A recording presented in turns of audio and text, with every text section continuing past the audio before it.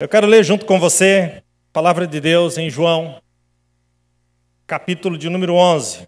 Vamos ler juntos. Estava, porém, enfermo um certo Lázaro de Betânia, a aldeia de Maria e de sua irmã Marta. Maria era aquela que tinha ungido o Senhor com unguento e lhe tinha enxugado os pés com os seus cabelos, cujo irmão Lázaro estava enfermo. Mandaram-lhe, pois, suas irmãs dizer: Senhor, diz que está enfermo aquele que tu amas. E Jesus, ouvindo isso, disse: esta enfermidade não é para a morte, mas para a glória de Deus, para que o Filho de Deus seja glorificado por ela. Ora, Jesus amava a Marta e a sua irmã e a Lázaro. Ouvindo, pois, que estava enfermo, ficou ainda 2 dias no lugar onde estava. Depois disso, disse aos discípulos: vamos outra vez para a Judéia. Disseram-lhe os discípulos: Rabi, ainda agora os judeus procuravam apedrejar-te, tornas para lá? Jesus respondeu: não há 12 horas no dia? Se alguém andar de dia não tropeça, porque vê a luz desse mundo. Mas se andar de noite, tropeça, porque nele não há luz. Assim falou e depois disse-lhes: Lázaro, nosso amigo, dorme, mas vou despertá-lo do sono. Disseram, pois, os seus discípulos: Senhor, se dorme, estará salvo. Mas Jesus dizia isso da sua morte. Eles, porém, cuidavam que falavam do repouso do sono. Então Jesus disse-lhes claramente: Lázaro está morto e folgo por amor de vós, de que eu lá não estivesse, para que acrediteis, mas vamos ter com ele. Eu quero falar hoje sobre milagre depois da morte. Queridos, esse texto ele é maravilhoso. Eu chamo a expressão que Jesus usa aqui como um escândalo da graça.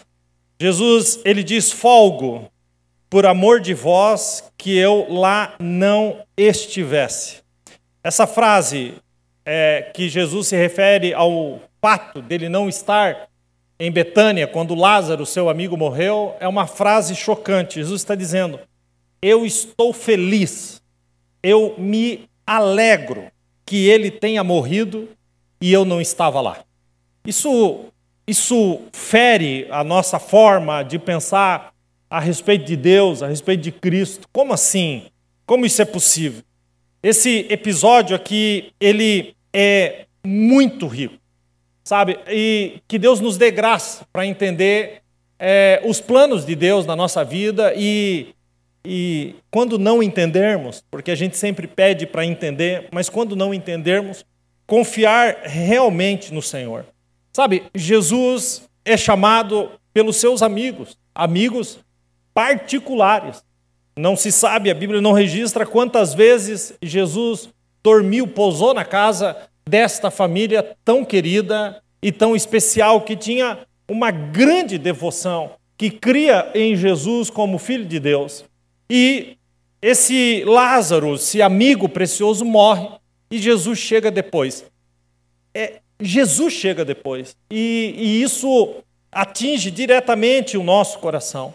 Sabe, eu não quero falar nessa manhã aqui, olhando para Lázaro, como um personagem bíblico, mas eu quero trazer uma reflexão, fazendo uma conexão entre Lázaro e a nossa vida, os nossos problemas, as nossas circunstâncias, os nossos desafios, as nossas causas. Porque nós temos que entender que muitas vezes, Deus não quer curar, Deus quer ressuscitar. E porque não entendemos isso, nós vivemos, às vezes, e na maioria das vezes, um evangelho de frustração. Como assim? Deveria ser dessa forma. Deus deveria responder deste jeito. É assim que deve ser. Esse é o Jesus que eu conheço. E aí o Senhor vem e não responde da forma como nós queríamos. Sabe, a gente precisa entender que, como eu disse, às vezes o Senhor não cura porque quer ressuscitar. E quando os nossos recursos se encerram, é onde Deus entra. Sabe por quê? Porque a cura é algo que pode vir da parte do Senhor, mas também pode ser buscada. Mas a ressurreição, tá? Aí, queridos, aí realmente é da parte do Senhor. É quando os nossos recursos terminam, então o Senhor entra. Até porque eu sempre digo que aquilo que é possível, Deus deu para que a gente faça. A gente tem que ir para cima, a gente tem que correr. Mas aquilo que é impossível, isso está nas mãos do Senhor. E muitas vezes nós não compreendemos porque nós não vemos o fim, nós não sabemos o que vai acontecer lá na frente. Mas a gente tem que descansar em Deus, porque Deus já conhece o fim desde o início. E eu não estou inventando essa frase não é um jargão, isso é bíblico. A palavra de Deus diz em Isaías 46:10, desde o início, diz o Senhor, já sou conhecido do fim. Desde tempos remotos, o que ainda virá, o meu propósito ficará de pé. A gente começa e vai caminhando, mas a gente não sabe o fim. A gente não está no fim. A gente não visitou o fim. A gente não conhece o futuro e o que vai acontecer ali na frente, ainda que você projete isso. E talvez essa seja a maior loucura do ser humano, querer saber o seu futuro. Isso está nas mãos de Deus. Agora, o que eu acho lindo, que o Deus que diz que conhece o fim e também conhece o final, ele diz, o meu propósito ficará de pé. E eu acho isso tremendo, porque quando eu olho para a minha vida, eu digo, Senhor, eu estou caminhando.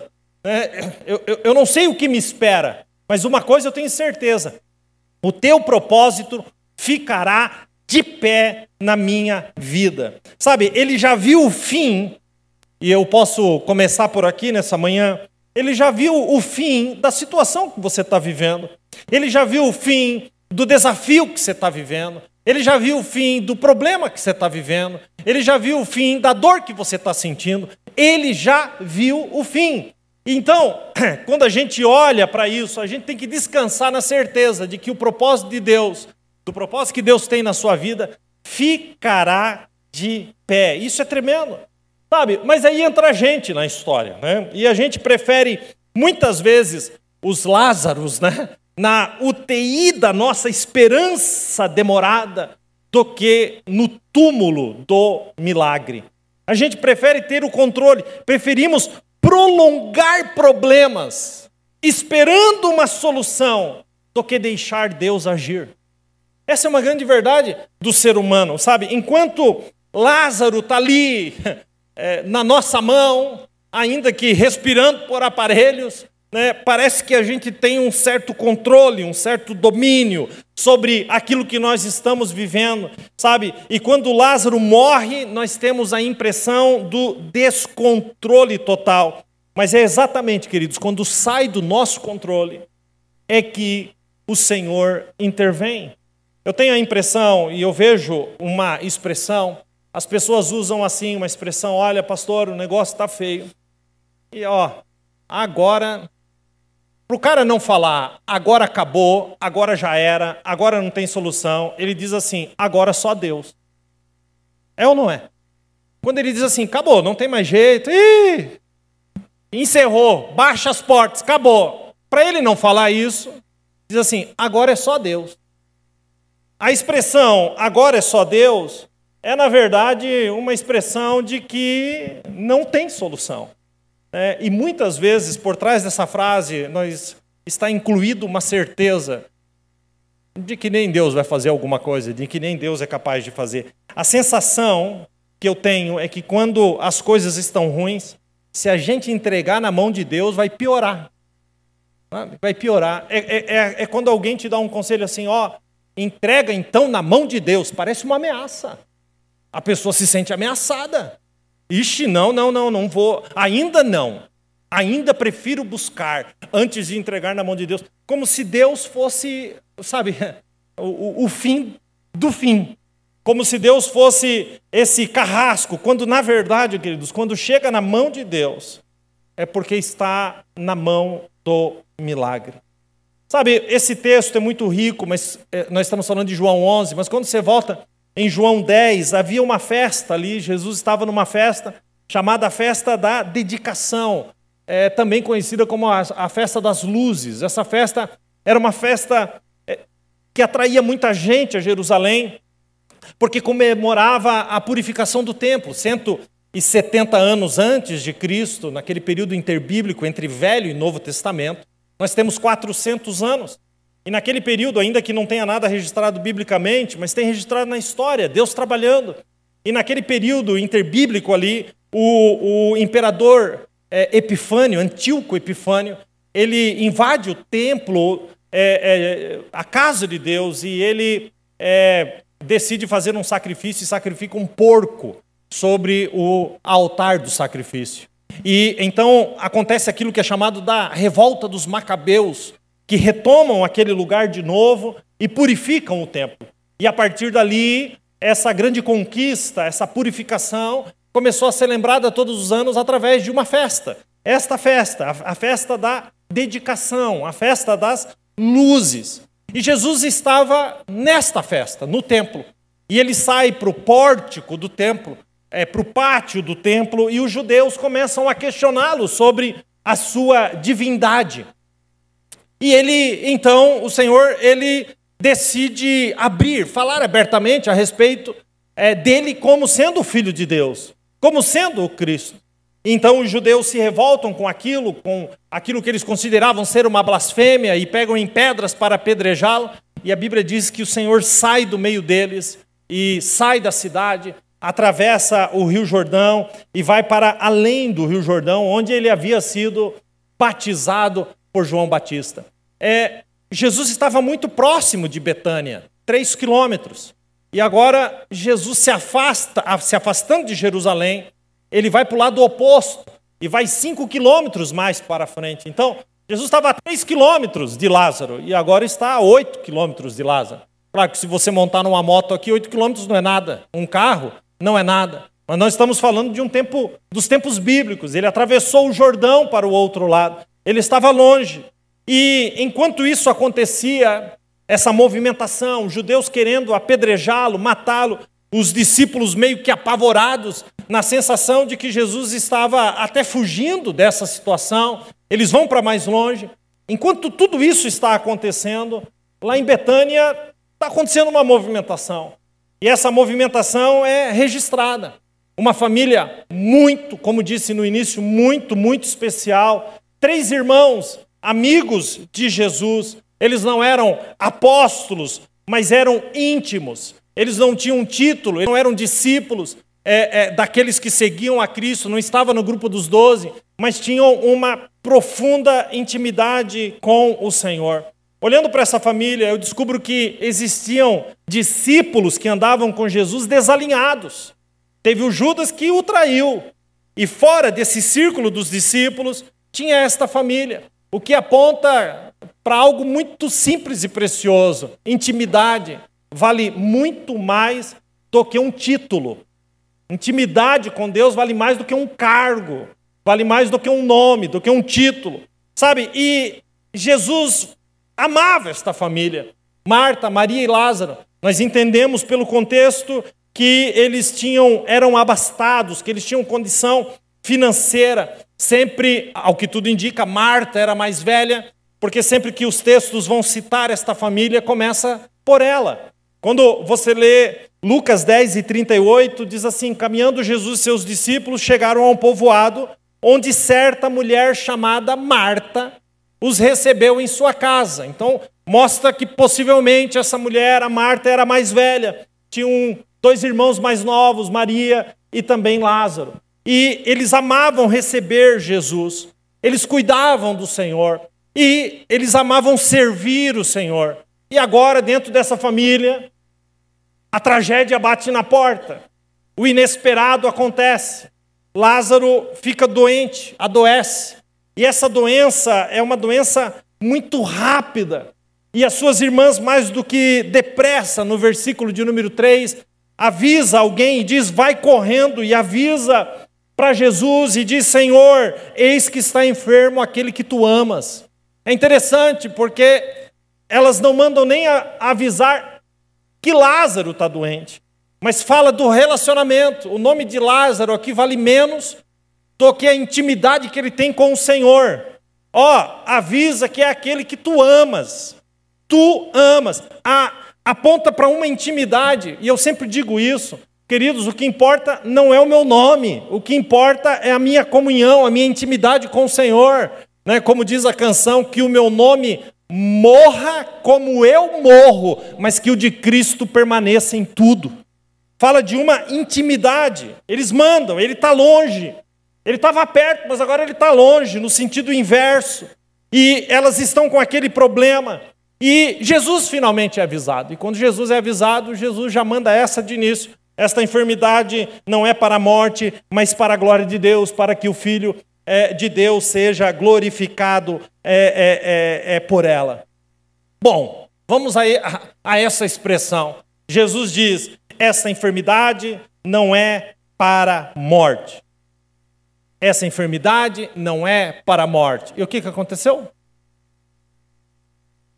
Lázaro morreu. Então há um erro. Então peraí, então Jesus dá uma esperança, essa esperança não acontece. O mensageiro volta e pelo cálculo dos dias, quando o mensageiro chegou para dizer que aquela doença não era para a morte, o mensageiro chegou no velório. O cara já estava morto. Imagina o que é isso. Ele chega onde está Jesus. O que Jesus disse? Jesus disse que não é para a morte. E o cara está no velório? O homem morreu? Imagina o que isso pode causar dentro de uma reunião. As irmãs devem ter ficado pasmadas. Não. Jesus se confundiu, Jesus errou, Jesus falhou. E eu vou dizer uma coisa, bem da verdade, quantos de nós não caminhamos nesse pensamento? Quantos de nós não vivemos coisas ou estamos vivendo em que temos a impressão de que Deus não está nem aí, de que Deus errou, de que Deus falhou, de que Deus disse, mas não era Deus, porque se tivesse sido isso e aquilo. E quantos de nós argumentamos, sabe? Por que será, gente? Que às vezes Deus fala uma coisa e parece que acontece exatamente ao contrário. Poxa, mas não foi ele que prometeu? Poxa, mas não foi ele que falou? Sabe, Jeremias, quando ele entra numa crise, o profeta Jeremias, ele entra numa crise. Deus o chama para ser profeta da nação. Deus iria derramar uma autoridade sobre aquele homem, um lugar de destaque. A sua voz supostamente deveria ser ouvida, porque era a voz do próprio Deus falando na boca de Jeremias. E sabe o que ele recebe? Ele recebe desprezo. Ele prega para ouvidos que não ouvem, nenhum sequer, para dizer, aquele me ouviu.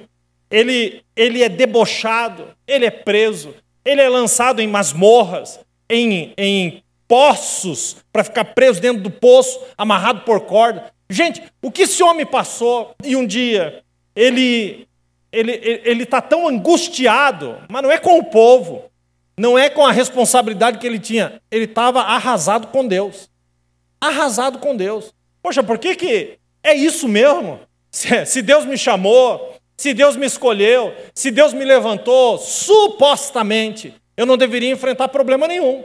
Eu não deveria passar por baixos, só por altos. Eu não deveria entrar em vales, só andar sobre os montes. Afinal de contas, foi Deus que me chamou, foi Deus que me escolheu. Eu entreguei a minha vida. E um dia, Jeremias, na sua mais alta sinceridade, em Jeremias capítulo 15, versículo 18, ele olha para Deus e ele diz, Senhor, eu vou ter uma conversa extremamente sincera contigo.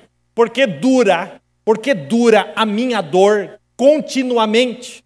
Ele continua e ele diz, e a minha ferida dói, e a minha ferida não aceita cura.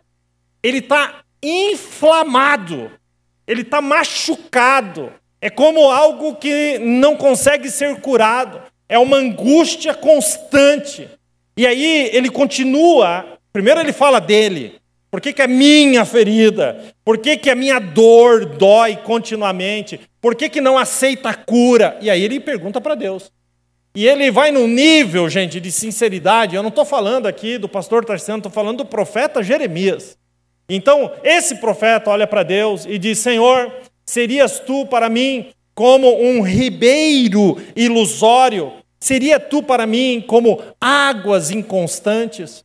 Sabe, ele está dizendo assim, o ribeiro ilusório, ele está fazendo uma menção de um deserto. E no meio do deserto o cidadão está quase morrendo de sede. De repente ele olha e ele vê uma imagem de um ribeiro. E quando ele corre até lá, ele percebe que tudo aquilo não foi uma ilusão da sua mente. por causa da desidratação num nível altíssimo, esse homem já está delirando, e o ribeiro que ele viu, na verdade, nunca existiu. Ele diz que, ele pergunta se Deus é isso, como algo que ele viu, que ele contemplou, algo maravilhoso, algo que mata a sede, mas ao chegar perto não existia.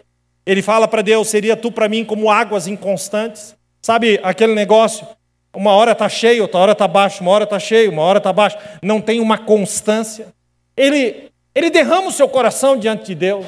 Eu não sei se você já se sentiu assim, mas eu já. Estou aqui para confessar isso diante de vocês. E se você for bem sincero com a sua alma, você vai lembrar de momentos e de circunstâncias que você passou, em que você acreditou que Deus era uma ilusão e que Deus não era real. Pois bem, Deus responde a Jeremias e ele começa chamando Jeremias desse lugar da dúvida, da angústia, da tristeza. Ele diz, Jeremias, se tu voltares, eu te trarei e estarás diante de mim. Jeremias, se tu apartares o que é precioso daquilo que não presta, Jeremias, tu serás como a minha boca. E eu te porei contra este povo como forte muro de bronze. Olha a promessa, e pelejarão contra ti, mas não prevalecerão, porque eu sou contigo para te guardar e para te livrar, e arrebatar-te-ei da mão dos malignos, e livrar-te-ei da mão dos fortes. É interessante, porque Deus podia simplesmente fulminar Jeremias. Jeremias começa a falar, a perguntar se Deus era um ribeiro ilusório, se Deus era águas inconstantes. Mas aqui que entra o poderoso amor de Deus, que nos ama e nos conhece e sabe dos nossos limites e das nossas limitações, sabe das nossas fraquezas. Sabe, Jesus disse, essa enfermidade não é para a morte, mas é para a glória de Deus. E elas não conseguiram crer, porque o que elas estavam vendo ia na contramão daquilo que Deus estava falando. Deixa eu falar uma coisa para você. Quantas vezes Deus está falando, mas a gente se sente num lugar de impossibilidade de fé, porque aquilo que a gente está vendo, não existe esperança. E Deus está falando para termos. Então aquilo que a gente vê é diferente daquilo que a gente ouve de Deus. Sabe, nós somos chocados por esse entendimento. Sabe, Jesus diz algo e dá a entender outra coisa. Sabe, eu aprendi uma coisa ao longo da minha vida de fé. Quando eu não estiver entendendo o que Deus está fazendo, eu vou ficar quieto. Eu vou ficar quieto. Eu comecei a fazer isso e aconselho você. Eu prefiro ficar ainda sem entender com aquilo que o Senhor está direcionando do que com aquilo que eu estou vendo. Sabe, é entender esse lugar. E essa história aqui nos ensina algo muito sério, que há um propósito na dor. Existem propósitos, até mesmo na dor. Preciso dizer que a nossa dor, ela é pedagógica. O salmista, no Salmo 119, versículo 71, ele fala uma coisa que a gente não gosta nem de ler. Mas olha o que ele fala. Ele diz, foi bom ter sido afligido para que eu aprendesse os teus estatutos. Bom, ele está falando de uma dor que o fez aprender os estatutos de Deus. Bom, quando ele chega nesse ponto, ele percebe então, queridos, que existem dores que têm propósito. Existem coisas que acontecem que têm propósito.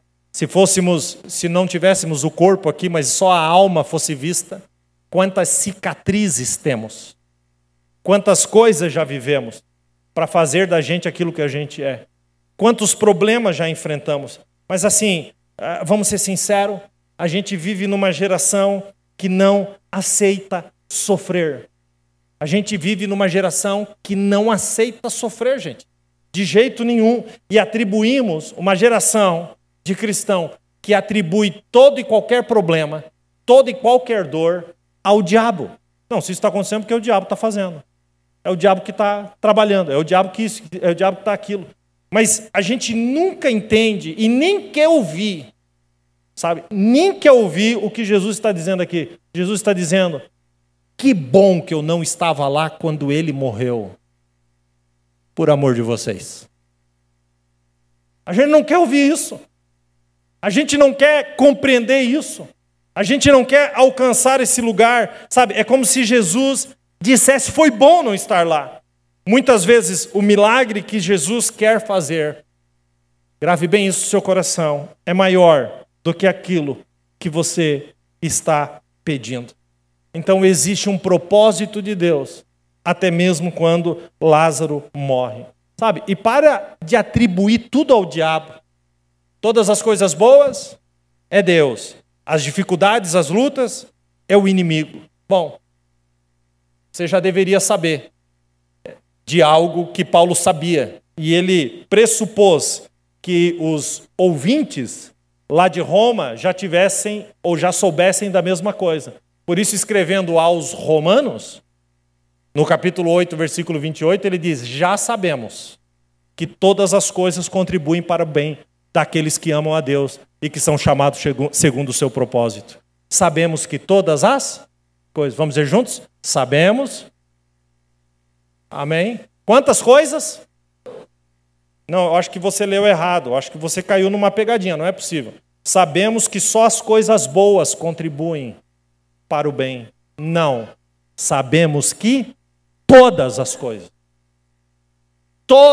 coisas, de uma forma ou de outra, contribuem para o bem daqueles que amam a Deus. E eu acho interessante que o versículo tem uma palavra aqui que eu tirei, mas ele diz assim, sabemos que todas as coisas contribuem juntamente para o bem daqueles que amam a Deus. Juntamente. Por quê? Juntamente. Coisas ruins, coisas boas, o Senhor está em todos os lugares, porque Deus sim é o Deus das montanhas, o Deus das vitórias, mas Deus também é o Deus dos vales. O grande privilégio de servir ao nosso Deus é que Ele nos manda para o vale e vai junto conosco. Ele anda conosco nos vales. Quem está entendendo essa palavra, diga amém. Sabe, nós na luta, na provação, nos problemas, nas tragédias, Deus tem um propósito, mas normalmente nós não conseguimos assimilar dessa forma, sabe, nos revoltamos contra Deus. Jesus queria fazer um milagre público, porque o final do texto é, eu estou feliz de que eu não estivesse lá, por amor de vós, para que vocês crescem. Então Jesus está dizendo, foi bom eu não estar lá, porque muitos crerão a partir disso. O propósito de Deus era melhor, maior. Jesus queria fazer algo melhor. Deus está preparando tudo. E às vezes alguém diz, por que Deus não rompe, me tira desta roda de inimigos? Porque às vezes Deus quer, como no Salmo 23, versículo 5, preparar uma mesa na presença dos teus inimigos. Queridos, Deus faz desta forma, sabe? E Deus é capaz de transformar toda maldição em bênção. Davi sabia disso, por isso, certa feita, quando o filho de Davi, Absalão, se revoltou contra o pai e tomou o trono do pai, Davi estava fugindo e chegou um cara chamado Simei e ele começou onde a caravana de Davi estava passando para fugir do próprio filho. Simei, de cima de um monte, começou a jogar pedras, começou a jogar pó, terra sobre eles e começou a amaldiçoá-los. E um dos homens de Davi diz, olha, deixa eu atravessá-lo com uma lança. Esse cara está debochando, esse cara está nos amaldiçoando. E Davi tem uma resposta maravilhosa. Davi diz, que me amaldiçoe. Que me amaldiçoe. Talvez o Senhor considere a minha aflição e me retribua com a bênção toda essa maldição que hoje recebo. Então Davi e seus soldados prosseguiram, está lá em 2 Samuel 16, versículo 11, pela estrada, enquanto Simei ia pela encosta do monte, do lado oposto, amaldiçoando, jogando pedras e terra. Davi podia cessar aquilo com as suas próprias mãos. Ele disse, deixa assim, quem sabe Deus tenha misericórdia de mim, toda a maldição que estão me lançando se transforma em bênção. E quando você vê a continuação da história, Davi é recolocado no trono, porque o trono de Davi subsiste eternamente. Amém. Sabe, é entender esse lugar. O texto nos ensina que Deus tem, outra coisa que nós odiamos, mas que Deus tem um tempo de agir. Talvez a maior dificuldade do cristão hoje não seja crer. Se eu perguntar para você, você crê no que eu estou pregando, é possível que você levante a mão e diga, eu creio. O problema do cristão não é nem crer, o problema do cristão é esperar. Quando o cristão tem que esperar, meu irmão, a gente quer colocar Deus na parede, a gente quer que Deus faça quando Lázaro está doente. Faz agora, Senhor, tem que ser agora. Intervém nessa situação, muda essa circunstância, faz desse jeito, queremos na nossa hora. E temos que o desafio de administrar o tempo que Deus leva para agir. Sabe, o Salmo 37, 34 diz, espere no Senhor e siga a sua vontade, e Ele te exaltará. É maravilhoso ler e ouvir isso, mas eu vou começar de novo. Ele começa dizendo, espere no Senhor. No Salmo de número 27, 14, ele vai mais longe, ele diz, espere no Senhor, seja forte, coragem, espere no Senhor. Ele repete 2 vezes, espere no Senhor, seja forte, coragem, espere no Senhor. Um curto versículo que 2 vezes repete a mesma coisa. E o que é que repete? Espere no Senhor. Mas quando Jesus chega, já era tarde. Vou repetir isso. Já era tarde. Já era tarde. Já era tarde. Já era tarde para elas. Já pode ser tarde para você. Pode ser tarde para mim. Mas nunca, nunca é tarde para Deus. Nunca. Isso é maravilhoso. Sabe, receba essa palavra aí de esperança. Salmo 55, 22. Entregue suas preocupações ao Senhor e Ele te sustentará e jamais permitirá que o justo venha a cair. Que coisa tremenda isso. Sabe, Deus é esse Senhor do tempo que está no controle da situação, e o que vale é o tempo de Deus e não o meu tempo. Deus é o Senhor do tempo. Certa feita, para dar uma vitória ao rei Ezequias, Deus pegou o dia, o sol, e parou, não só parou, como voltou para trás. Deus girou a rotação da terra ao contrário, para dar mais 40 minutos para Ezequias vencer uma batalha. Você consegue entender o que é isso? Deixa eu ler isso para você, Isaías 38, 6, 8. E eu livrarei você e essa cidade das mãos do teu inimigo. Diz o Senhor, eu defenderei essa cidade, e este é o sinal que o Senhor fará. Farei a sombra do sol retroceder em 10 graus, 40 minutos, que ela já cobriu na escadaria de Acás, e a luz do sol retrocedeu os 10 graus que tinha avançado. A sombra que estava lá voltou de novo. O Senhor soltou e aí continuou o dia. Para que Ezequias vencesse uma batalha. Você não está entendendo o Deus que você tem. Você não está entendendo o que é o tempo para Deus. Eu vou voltar o tempo para mudar o fim. É o que Deus está fazendo aqui. Pastor, isso é impossível. Lucas 1:37. Porque para Deus nada é impossível. Agora eu vou falar uma coisa. Você acha muito 40 minutos? Você acha muito? Então, tome este versículo aqui, Joel 2:25. Restituir-vos-ei os anos que foram consumidos pelo gafanhoto, diz o Senhor. O Senhor volta, queridos. O Senhor faz, por quê? Porque o propósito dele é alcançado. Nada está fora do controle. Deus mexe no tempo para cumprir o propósito. Quem recebe essa palavra, diga amém. Jesus vem contra a vontade dos discípulos. Quando Jesus diz, vamos para lá, Os discípulos falaram, ô mestre, peraí. Lembra que a gente estava na festa das luzes? Antes de ontem. Lembra, mestre? Lembra que os caras pegaram em pedra, mestre? Lembra? Nós achávamos que tu estava fugindo. E Jesus lá foge de alguma coisa, gente. Jesus diz, não, vocês não estão entendendo. Vamos voltar para lá. E alguém diz, então nós vamos para morrer com ele. Em outras palavras, sabe aquela história, né? Eu até posso ir, mas vou acabar morrendo contigo. Sabe, o cenário, querem matar, querem destruir. O cenário não muda o propósito. Porque o propósito está na mão de Deus. Não era chegada a hora. Jesus ia para a cruz na hora chegada. Até lá, o propósito e a vida ali dele estava de pé. É assim que funciona, sabe? O milagre, queridos, que Deus faz não é para valorizar a sua espiritualidade, para dizer, uau, Deus me atendeu, eu sou mega santo. Não, o milagre é para glorificar o nome de Deus. É para isso que é um milagre. Se é para glorificar o seu nome, então não existe prejuízo para nós quando ele não faz do nosso jeito. Deus sabe o que está fazendo. Então Jesus vai chegar 4 dias depois. O cara já foi sepultado, já rodaram a pedra, o homem, alguém já diz, esse cara já está cheirando mal.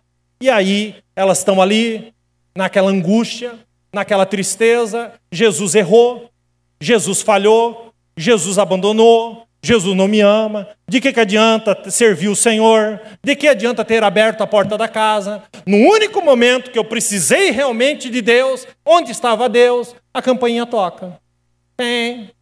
Não sei se era um bode na época que fazia a campainha. A campainha toca. Ok? Quem é na porta? A campainha tocou, gente. 4 dias depois. Quem está na porta? Jesus. Fala sério. Ô minha senhora. Ô meu senhor. Fala sério. O que você ia falar para Jesus? Fala sério. Ia soltar os cachorros? Ia dizer não quero receber?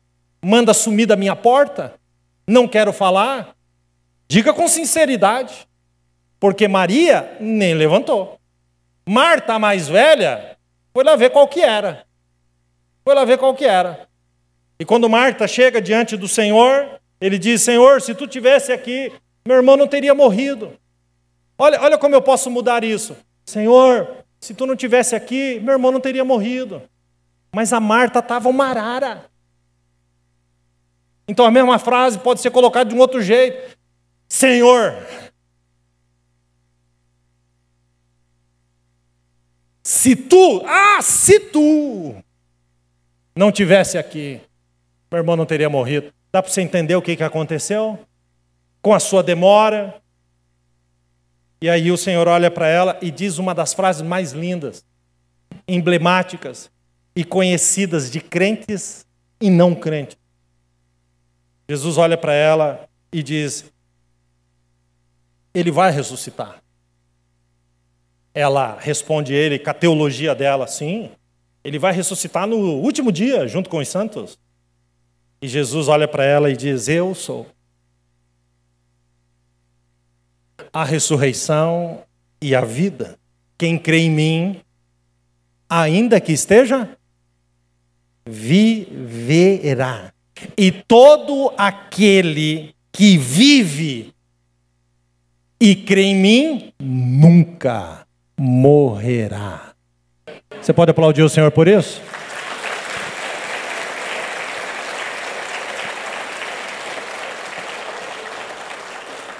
Jesus tem um encontro com Maria. Ali, naquele ambiente, existiam 2 tipos de pessoas, tinha muita gente ali. E a Bíblia vai mencionar esses 2 tipos de gente. Tinham aqueles que diziam, quando Jesus chora, por causa da fragilidade humana de conseguir enfrentar os seus dilemas, por causa daquilo que a morte fez na humanidade. Então, alguém diz, olha para ele como ele o amava. E vem em Cristo um amor. Mas também existem aqueles, está no versículo 37 de João 11, não podia ele, esse cara aí que abriu os olhos ao cego, fazer alguma coisa para que esse aí não morresse? Sabe, ao redor da pessoa de Cristo tem todo tipo de gente. Dentro de uma igreja tem todo tipo de gente. Tem gente que crê de fato e percebe que Deus com amor nos ama, que o controle está nas mãos dele. E tem aqueles que sempre estão questionando o Senhor. Se ele amava mesmo, ele não podia fazer isso? Se ele me ama mesmo, ele não podia abrir essa porta? Ele não podia resolver esse problema? Observem como existem dois corações aqui. E não se enganem, existem dois corações aqui nessa manhã. Sabe, enquanto eu estou pregando aqui, tem uma porção de gente me resistindo. Mas para mim ele não chegou, nem apareceu depois. Sabe, não conseguem tirar dos seus dilemas aquilo que o Senhor está ensinando. O Senhor vai até o túmulo e manda tirar a pedra. Tirem a pedra. Marta, a mais velha, que a Bíblia chama de irmã do defunto, está lá no versículo 39, do capítulo 11, disse para ele: Senhor, é assim, eu sei que a gente já teve um encontro, que tu já falou aí da ressurreição e tal, mas é assim, cheira mal, porque já faz 4 dias, cheira mal, e tem gente que não se cansa de ser confrontado por Cristo. Jesus olha para Marta e disse: minha filha, já não te hei dito? Se creres, verás a glória de Deus. Sabe, eu vejo Cristo nitidamente aqui, diante de algumas pessoas, dizendo a mesma coisa. Eu já não te disse. Eu já não te falei. Eu já não te falei. Quantas vezes eu já te falei? Que se tu creres, verás a glória de Deus. Eu já não te falei tantas vezes. Sabe, nitidamente, Jesus levanta a mão. Graças te dou, ó Pai, por haveres me ouvido. Eu bem sei que sempre me ouves, mas eu preciso dizer isso aqui diante dos demais, por causa desta multidão em redor, para que todos creiam que tu me enviou. E tendo dito isso, gritou. O texto diz, clamou, que já é um grito, com grande voz. Ele gritou, grito sobre grito. Lázaro, sai para fora. O que ele gritou? Lázaro, sai para fora. Porque se ele só grita assim, sai para fora, toda a humanidade que tinha morrido até aquele dia tinha saído para fora. Porque ele tem toda a autoridade. Você não está entendendo o que eu estou pregando. Então ele vai ser específico. Lázaro, sai para fora. E Lázaro sai para fora. Agora sim, eu não sei como é que você vê isso, mas eu vou explicar uma coisa para você que quando eu estive lá em Betânia, eu descobri uma coisa que os caras, os guias ali explicam para você. Lázaro não é assim do jeito que a gente pensa. Lázaro morreu, igual hoje, a gente coloca a pessoa ali no caixão, coloca uma roupa no caixão, sepulta. Pronto. Não. Não é assim. Eles abriam a pessoa e eles tiravam para fora todos os seus órgãos, as suas vísceras, para então embalsamar. Não é do jeito que você está pensando. Não é ele estava deitadinho dormindo e Jesus chamou, o cara acordou. Quando Jesus diz Lázaro, vem para fora, todos os órgãos, tudo, absolutamente tudo dentro de Lázaro foi refeito pelo poder de Deus para que ele ressuscitasse. Você não está entendendo. Isso aqui é tremendo. Isso aqui é mais do que você pensa. É mais do que você pensa. Se a essa altura da minha pregação a tua circunstância, o teu problema ainda não diminuiu diante desse Deus, você está com algum problema de fabricação. Você não aceitou Jesus direito, não. Você precisa entregar a sua vida para Cristo. Esse é o Cristo que nós servimos. Lázaro, sai para fora. A voz de Jesus ecoa na eternidade, chamando a vida, o espírito de volta para o mundo físico e colocando dentro de um corpo são. E o texto diz que ele sai, tendo as mãos e os pés ligados com faixas, o seu rosto envolto num lençol. E Jesus disse, desligai-o, desenrola ele. e o deixa ir. Qual é o resultado disso? Qual é o resultado disso? Se Jesus chega no momento que elas queriam, Jesus ia orar, ele seria curado. Ponto. Mas qual que é o resultado disso? A história termina dizendo: muitos dentre os judeus que tinham vindo a Maria viram o que Jesus fez e creram nele. Porque o propósito de Deus é infinitamente maior. É para a glória do nome do Senhor. Sabe, as pessoas que estavam ali para acompanhar o luto daquela família viram o que Deus fez naquela casa. Eu quero dizer para algumas pessoas que estão aqui, tem uma porção de gente que parece que está de luto pela sua casa, mas verão a glória de Deus se manifestar no seu lar. Verão a glória de Deus se manifestar no seu lar. Deus vai trazer uma resposta, um milagre e uma alegria. Sabe, eu vou ser bem controverso, mas deixe Lázaro morrer, porque o milagre é maior. Fique com o que o Senhor te disse. Pastor, mas não. Pastor, eu quero segurar. Pastor, queridos, deixe na mão do Senhor. Deixe Deus fazer. O Salmo 46, o Salmo faz um tributo a Deus, e eu preguei, esse ano passado, retrasado, só sobre esse Salmo, e você que está aqui há mais tempo lembra disso. E eu disse que no Salmo 46, o salmista apresenta um Deus que faz, que está e que é. Então o salmista começa no Salmo 46 dizendo: Deus é o nosso refúgio e fortaleza, socorro bem presente na angústia. Quando você vai no versículo 4, ele diz: Deus está no meio da cidade e ela não será abalada, Deus a ajudará. Quando você desce uns versículos mais adiante, ele diz: Deus faz. Deus é, Deus está, Deus faz cessar as guerras até o fim da terra. Ele quebra o arco e ele corta a lança.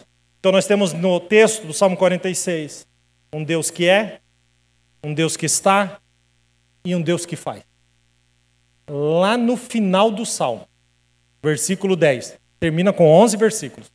No versículo 10, entra você e entra eu. O Senhor diz: aquietai-vos e sabei que eu sou Deus. Serei exaltado sobre a terra, serei exaltado sobre as nações. Por que eu tenho que me aquietar? Porque Deus é, porque Deus está e porque é Deus que faz. Porque Deus é, porque Deus está e é porque Deus faz. Quem entendeu isso? Deus é, Deus está, Deus faz. Vamos juntos?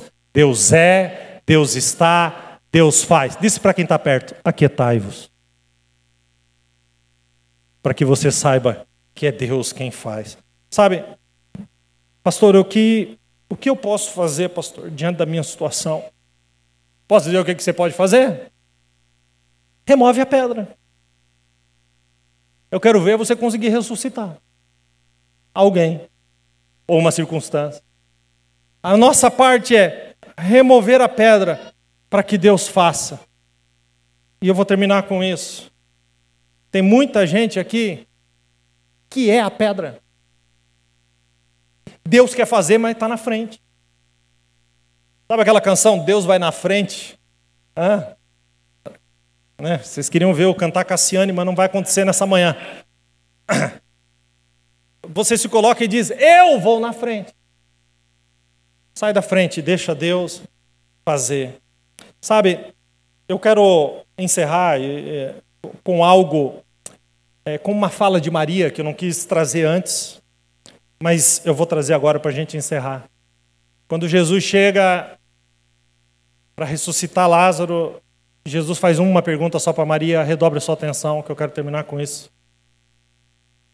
Jesus pergunta só uma coisa para ela: onde o puseste? Aonde está Onde você colocou? Onde está o defunto? Onde está o morto? Onde está a desesperança? Onde está a tragédia? Onde está? E a palavra diz no versículo 34, onde o puseste? E ela lhe disse, Senhor, vem e vê. Está cheirando mal, mas eu quero que tu me... Que aqui não é Marta, aqui é Maria. Vem e vê. Sabe, eu queria terminar com essa manhã. Com isso essa manhã. Pergunta de Jesus. Onde você colocou? Onde está? Onde está? Onde está o problema? Onde está cheirando mal? Onde está a desesperança? Onde está? E que você nessa manhã, com muita sinceridade, possa dizer para o Senhor, Senhor, vem aqui e vê. Vê, Senhor. Sabe, Deus tem nos chamado para viver algo extraordinário. Hoje mesmo está acontecendo algo extraordinário aqui embaixo. Aqui está todo reunido, foi feita toda uma preparação. Nós adiantamos a programação com eles, a programação de Páscoa. Está acontecendo hoje. Eles vão chegar nas casas hoje, você que é o papai, a mamãe que está aqui, o coração transbordando de Jesus. A representação da última ceia, tudo preparado com tanto amor. Sabe? E às vezes esses pequenos chegam em casa e parece que saem da mesma, não estão na mesma sintonia dos pais que até estavam no culto, mas estão agarrados no pé de um Lázaro, puxando para cima e para baixo, que não deixa morrer, para que Jesus entre com milagre, com algo novo, com algo tremendo, com um grande testemunho. Sabe? Entrega na mão do Senhor. Que você possa dizer como eu já disse, Deus, eu te entrego o meu Lázaro. Senhor, eu te entrego o meu Lázaro, para tu fazer o que tu quiser. Salmo, eu vou terminar com esse versículo, Salmo 34:4 diz, busquei o Senhor e Ele me respondeu, livrou-me de todos os meus temores. Os que olham para Ele estão radiantes de alegria e nos seus rostos não tem decepção. Sabe, a gente fica andando para cima e para baixo,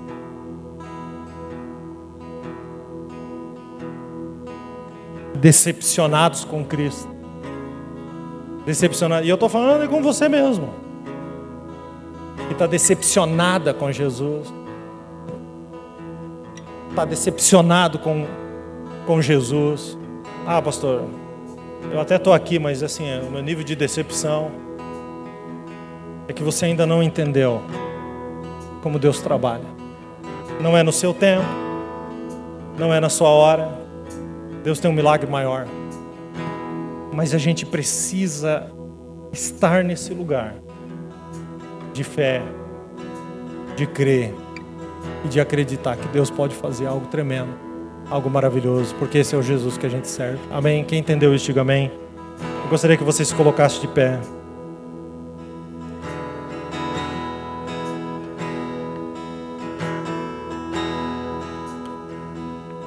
Eu queria cantar um pedacinho dessa canção antes da gente orar.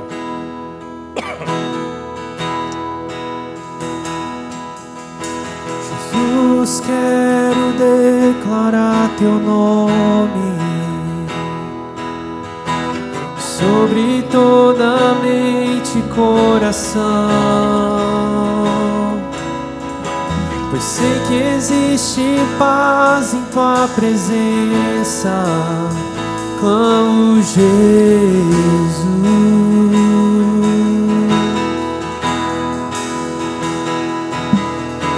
Jesus, quero declarar teu nome.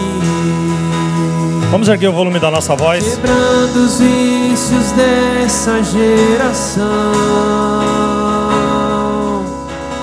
declaro que há esperança e liberdade. Clamo Jesus,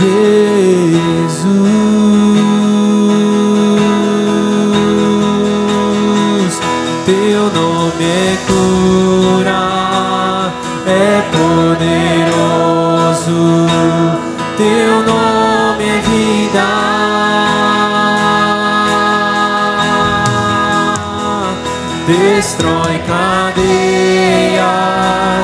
dissipa as trevas, vem incendiar.